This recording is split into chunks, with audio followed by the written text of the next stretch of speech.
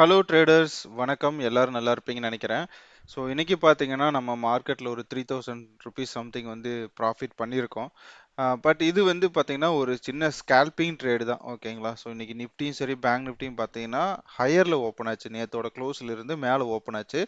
மேலே ஓப்பன் ஆனாலும் பார்த்தீங்கன்னா கொஞ்சம் அப்படியே ஃபர்ஸ்ட் ஒரு ஆஃப் செஷன் ஃபர்ஸ்ட் ஒரு ஆஃப் டே வந்து பார்த்தீங்கன்னா மார்க்கெட் வந்து ரேலி கிடையாது. மார்க்கெட் வந்து டவுன் சைடு தான் வந்துச்சு. So complete selling pressure. So அதுக்கப்புறம் என்னாச்சு அப்படின்னு பார்த்தீங்கன்னா மார்க்கெட் கம்ப்ளீட்டாக வந்து ரெக்கவர் ஆயிடுச்சு. ஸோ இன்னையோட அதாவது ஃபர்ஸ்ட் ஹை வச்சுச்சு இல்லையா, இன்னைக்கு ஓப்பனிங்ல ஒரு ஹை, அந்த ஹையை வந்து கட் பண்ணி இன்னைக்கு மேலே க்ளோஸ் ஆயிடுச்சு, ஓகேங்களா? ஸோ அந்த டீட்டெயில் எல்லாத்தையும் பார்ப்போம். நம்ம ட்ரேடை பற்றி நான் டீட்டெயிலாக உங்களுக்கு எக்ஸ்பிளைன் பண்ணுறேன், ஓகேங்களா? ஆல்ரைட். ஸோ இன்னைக்கு நிஃப்டி பார்த்தீங்கன்னா இன்னைக்கு ஓப்பனிங் பார்த்தீங்கன்னா இந்த இடத்துல இருந்துச்சு பார்த்தீங்கன்னா 15994. அதுக்கப்புறம் பார்த்தீங்கன்னா ஒரு 5 மினிட்ஸ் கேண்டில் நல்ல ஒரு சூப்பரான கிரீன் கேண்டில் வச்சுச்சு. பட் அதுக்கப்புறம் பார்த்தீங்கன்னா இந்த ரேலி கண்டினியூ ஆகலை.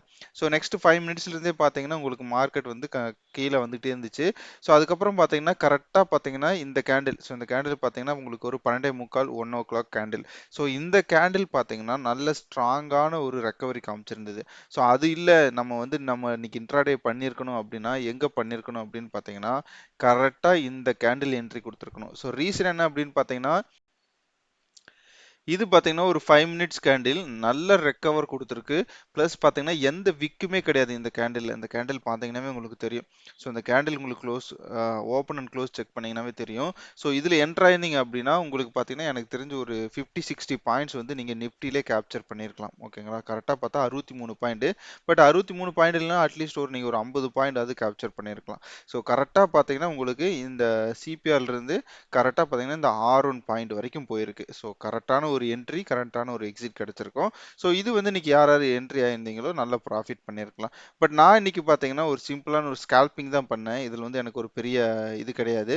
நான் ஏன் வந்து ஸ்கேல்பிங் பண்ண பார்த்தீங்கன்னா நான் இந்த கன்சாலிடேஷன் ஃபேஸ்லேயே பார்த்தீங்கன்னா நான் வந்து ட்ரேட் பண்ணேன். ஸோ அப்போ பார்த்தீங்கன்னா எனக்கு ஸ்கேல்பிங் பண்ணுறது தான் பெஸ்ட்டு. ஸோ நான் இந்த இடத்துல நான் மார்க்கெட்டை வாட்ச் பண்ணல. நான் வந்து ஃபர்ஸ்ட் ட்ரேடை முடிச்சுட்டு க்ளோஸ் பண்ணிட்டேன். ஸோ அதுக்கப்புறம் மார்க்கெட் முடிஞ்சிருக்கு இந்த லெவல், ஓகேங்களா? ஸோ நான் ஃபர்ஸ்ட் ட்ரேடை முடிச்சோடனே க்ளோஸ் பண்ணிட்டேன் ப்ராஃபிட்ல. ஸோ இன்னைக்கு பார்த்தீங்கன்னா 3395 ருபீஸ் வந்து எனக்கு ப்ராஃபிட் வந்து இருந்தது. இதில் பார்த்தீங்கன்னா இன்னைக்கு நான் 16,000 கால் ஆப்ஷன் வந்து செல் பண்ணியிருந்தேன். நான் கரெக்டாக என்னோட டெலிகிராம் குரூப்லேயும் போட்டிருந்தேன். நீங்கள் ஜாயின் பண்ணுறதுனா ஜாயின் பண்ணிக்கலாம். ஸோ நான் வந்து போட்டுட்டு கரெக்டாக ஒரு ½ அந்த ரேஞ்சுக்குள்ளே தான் வச்சுருப்பேன். ஸோ அதுக்குள்ளே நான் க்ளோஸ் பண்ணிட்டேன் ஸ்கால்பிங்லேயே, ஓகேங்களா? ஏன்னா மார்க்கெட் வந்து பார்த்தீங்கன்னா ஒரு கடைசி ஒரு 4-5 நாளாவே பார்த்தீங்கன்னாவே உங்களுக்கு தெரியும் பெரிய லெவல்ல எல்லாம் மூமெண்டம் இல்லை. பட் பார்த்தீங்கன்னா உங்களுக்கு நம்ம அப்சைடு போகும்னு நினச்சிக்கிட்டு இருந்திருப்போம் நிறைய நாட்கள். பட் பார்த்தீங்கன்னா ஓப்பனிங் நல்லா தான் இருந்திருக்கும், ஆனால் உங்கள்கிட்ட ஃபினிஷிங் சரியில்லையாப்பாங்கிற மாதிரி. ஓப்பனிங் நல்லா தான் இருந்திருக்கும், அதுக்கப்புறம் ஃபினிஷிங் சரியில்லை.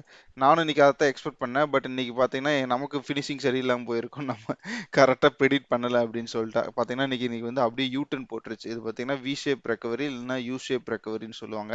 கரெக்டாக பார்த்தாவே உங்களுக்கு தெரியும், ஓகேங்களா? ஸோ நாளைக்கு இல்லை மண்டே வந்து என்ன நடக்கலாம் அப்படின்னு பார்த்தீங்கன்னா நான் மண்டே வந்து என்ன எக்ஸ்பெக்ட் பண்ணுவேன் அப்படின்னா மார்க்கெட் பார்த்தீங்கன்னா இன்னுமே எனக்கு வந்து டவுட்டாக தான் இருக்குது. ஏன்னா நமக்கு வந்து கரெக்டான ஒரு சப்போர்ட்டில் இருந்து தான் மேலே போகுது.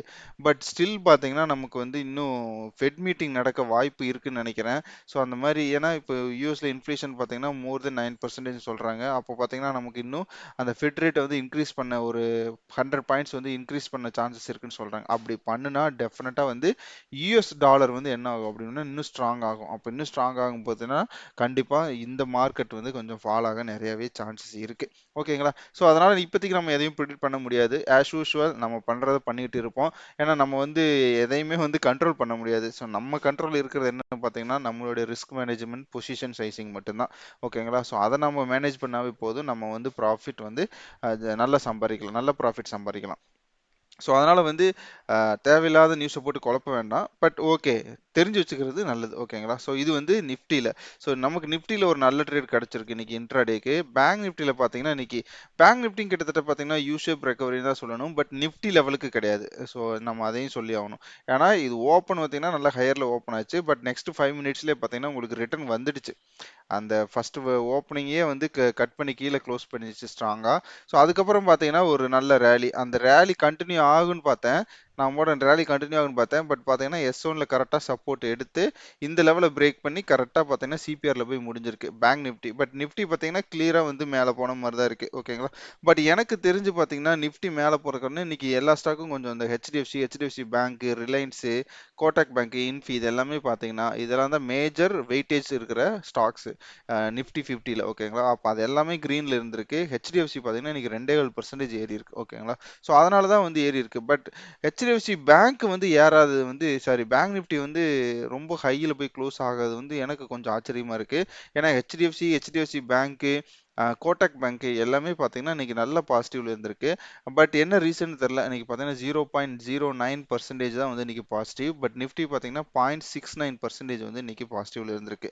ஓகேங்களா. ஸோ நம்ம நிறைய ஸ்டாக்ஸும் செலக்ட் பண்ணி வச்சிருக்கோம். ஸோ அந்த ஸ்டாக்ஸ் எல்லாம் எப்படி ட்ரேட் பண்றது அப்படிங்கிறத நான் உங்களுக்கு காட்டுறேன். ஓகே.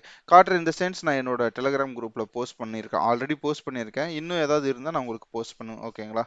ஸோ அதனால நீங்க ஜாயின் பண்றதுன்னா ஜாயின் பண்ணிக்கலாம். ஓகே. ஸோ நெக்ஸ்ட் வீக்குக்கு பேங்க் நிஃப்டியில் என்ன நடக்க வாய்ப்பு இருக்கு அப்படின்னு பார்ப்போம். ஸோ நெக்ஸ்ட் வீக் நான் பேங்க் நிஃப்டியில் என்ன எதிர்பார்ப்பேன் அப்படின்னு பார்த்தீங்கன்னா எகெயின் நான் என்ன சொல்ல வரேன்னா ஒரு கன்சல்டேஷனில் தான் இருக்க வாய்ப்புகள் இருக்கு. உண்மை சொல்லணும் இங்கே பார்த்தீங்கன்னா 34,300 நான் வந்து 34,300 டவுன் சைடு, அப் சைடில் பார்த்தீங்கன்னா எனக்கு வந்து பார்த்தீங்கன்னா ஒரு 35,000. ஸோ இந்த ரேஞ்சுக்குள்ளே பார்த்தீங்கன்னா கண்டிப்பாக வந்து கன்சல்டேட் ஆக போகுதுன்னு தான் நான் நினச்சிட்டு இருக்கேன். ஸோ இந்த மாதிரி ஒரு கன்சல்டேஷன் நடந்துச்சு அப்படின்னா நம்ம சில ஸ்ட்ராட்டஜி எல்லாம் போட்டு 1 or 2 days பேக் இல்லைன்னா அன்னைக்கு எக்ஸ்பைரி டே அன்னைக்கே வந்து எப்படி மார்க்கெட் இருக்குதுன்னு சொல்லி பார்த்துட்டு அதுக்கு தகுந்தாப்புல ட்ரேட் பண்ணா போதும். ஸோ அது வரைக்கும் பார்த்தீங்கன்னா மினிமம் ரிஸ்க். நான் இன்னைக்கு எந்த பொசிஷனுமே எடுக்கல. ரீசன் என்ன பார்த்தீங்கன்னா சாட்டர்டே சண்டே இருக்கு. நமக்கு வந்து நிறைய ஈவெண்ட்ஸ் நியூஸ் வர வாய்ப்புகள் இருக்கு. ஹோல்ட் பண்றதை அவாய்ட் பண்ணலாம். ஏன்னா நம்ம வந்து பெரிய கேப் அப் கேப் டவுனை தவிர்க்கணும் அப்படின்னா இந்த மாதிரி சாட்டர்டே சண்டேல ஹோல்ட் பண்றதை வந்து தவிர்க்கிறது நல்லது. ஸோ நமக்கு இன்னும் 4 ட்ரேடிங் செஷன் இருக்கு வியாழக்கிழமை எக்ஸ்பைரி வரைக்கும். ஓகேங்களா. ஸோ அதுக்குள்ள நல்ல ஆப்பர்ச்சுனிட்டி வந்தா சின்ன சின்ன நல்ல ஆப்பர்ச்சுனிட்டி வந்தா யூஸ் பண்ணிக்குவோம். இன்னைக்கு நம்ம ஸ்கால்ப் பண்ண மாதிரி அந்த மாதிரி பண்ணா கூட போதும். ஓகேங்களா. ஸோ நம்ம வந்து லாஸ் இல்லாம ஒரு வீக்கை க்ளோஸ் பண்ணாவே பெரிய விஷயமா இருக்கு. ஸோ அதனால நம்ம என்னன்னா சின்ன ப்ராஃபிட் வந்தாலும் பரவாயில்ல, நம்ம சின்ன லாஸ் வந்தாலுமே பரவாயில்ல, பெரிய லாஸ் வரக்கூடாது. அதுதான் பெரிய மிஸ்டேக். ஓகேங்களா. ஸோ நான் அதெல்லாம் அடிபட்டிருக்கேன். ஸோ அதனால தான் உங்களுக்கு சொல்றேன். ஓகேங்களா. அண்ட் இன்னொன்று பார்த்தீங்கன்னா நண்பர் ஒருத்தர் கேட்டிருந்தாரு நேற்று வந்து நான் எடுத்த ட்ரேடில் வந்து எவ்வளோ மார்ஜின் போட்டிருந்தீங்க அப்படின்னு சொல்லிட்டு. நான் வந்து ஒரு 5 lakhs நினைக்கிறேன், 5 lakhs தான் வந்துச்சுன்னு நினைக்கிறேன் மார்ஜின் போட்டிருந்தேன். இன்னொரு நண்பர் என்ன கேட்டிருந்தாருன்னு பார்த்தீங்கன்னா விவேக்னு ஒரு நண்பர், நேற்று எடுத்த ட்ரேடில் உங்களுக்கு எவ்வளோ வந்து brokerage போச்சு. ஏன்னா நேற்று வந்து 4 லெக் இல்லையா. ஸோ அது வந்து அயன் பட்டர்ஃப்ளை ஸ்ட்ராட்டஜி. அதில் வந்து 4 லெக். ஸோ அந்த 4 லெக்குக்கு வந்து எனக்கு எவ்வளோ போச்சுன்னு கேட்டிருந்தாரு. நானும் செக் பண்ணலை. இப்போ தான் ஃபர்ஸ்ட் டைம் உங்கள் முன்னாடி தான் செக் பண்ணுறேன். ஸோ நேற்று வந்து 14th இல்லையா. ஸோ 14 செக் பண்ணிடுவோம். இங்கே பார்த்தீங்கன்னா 268 ரூபா போயிருக்கு. ரொம்ப கம்மியாக போயிருக்கு. ஏன் அப்படின்னு பார்த்தீங்கன்னா ஸோ நம்ம வந்து பேஸ்கெட் ஆர்டர் தான் பிளேஸ் பண்ணுவோம். ஆர்டரில் போயிட்டு பேஸ்கெட்னு இருக்கு இல்லையா. ஸோ இதில் நியூ பேஸ்கெட் கொடுத்து உங்களுடைய லெக் எல்லாத்தையும் போட்டிங்கன்னா அது ஒரே ஆர்டராக பிளேஸ் ஆகும். அப்போ ஒரு ஆர்டருக்கு என்ன வருமோ அந்த சார்ஜஸ் தான் வரும். ஓகேங்களா. நீங்கள் தனித்தனியாக ஆர்டர் போட்டிங்கன்னா உங்களுக்கு நிறைய சார்ஜஸ் வரும். அதை அவாய்ட் பண்ணுறதுக்காக நான் வந்து பிரேக் டவுனோட இங்கே இருக்கு பாருங்களேன். 160 ரூபா அதில் ப்ரோக்கரேஜ் மட்டுமே போயிருக்கு.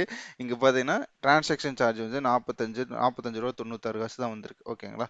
ஸோ அதனால வந்து பேஸ்கெட் ஆர்டர் போடுறது வந்து ஃபாலோ பண்ணுங்க. இன்ஸ்டெட் ஆஃப் வந்து ஒவ்வொரு லெக்காக பிளேஸ் பண்ணுறதுக்கு ஒரு பேஸ்கெட் ஆர்டராக போட்டிங்கன்னா டெஃபினட்டாக உங்களுக்கு இந்த ப்ரோக்கரேஜ் வந்து கண்டிப்பாக சேவ் ஆகும். ப்ரோக்கரேஜ் ப்ளஸ் டேக்ஸ் வந்து உங்களுக்கு சேவ் ஆகும். ஓகேங்களா. ஸோ இன்னைக்கு பார்த்தீங்கன்னா ஒரு 3000 வந்து ப்ராஃபிட் பண்ணியிருக்கோம். அவ்வளோதான் மொத்தமாக சொல்ல போனால். நாம சில பேர் இன்னும் சில நண்பர்கள் வந்து கேட்டிருந்தாங்க. என்ன கேட்டிருந்தாங்கன்னா ஓகே இப்போ வந்து நியூட்ரல் மார்க்கெட்டுக்கு ஓகே ஸ்ட்ராட்டஜி சொன்னீங்க. அதே மாதிரி இப்போ ஒரு அப் ட்ரெண்டு டவுன் ட்ரெண்ட் மார்க்கெட்டுக்கு ஏதாவது ஸ்ட்ராட்டஜி சொல்லுங்க அப்படின்னு. அப் ட்ரெண்ட் டவுன் ட்ரெண்டுக்கு பார்த்தீங்கன்னா நான் ஆப்ஷன் செல்லிங் தான் உங்களுக்கு வந்து ரெக்கமெண்ட் பண்ணுவேன். ஆப்ஷன் செல்லிங் இந்த சென்ஸ் நீங்கள் வந்து என்ன பண்ணலாம்னா இப்போ மார்க்கெட் வந்து டவுனில் போக போது நீங்கள் ப்ரிடிக்ட் பண்ணீங்கன்னா கால் ஆப்ஷனை செல் பண்ணுங்க.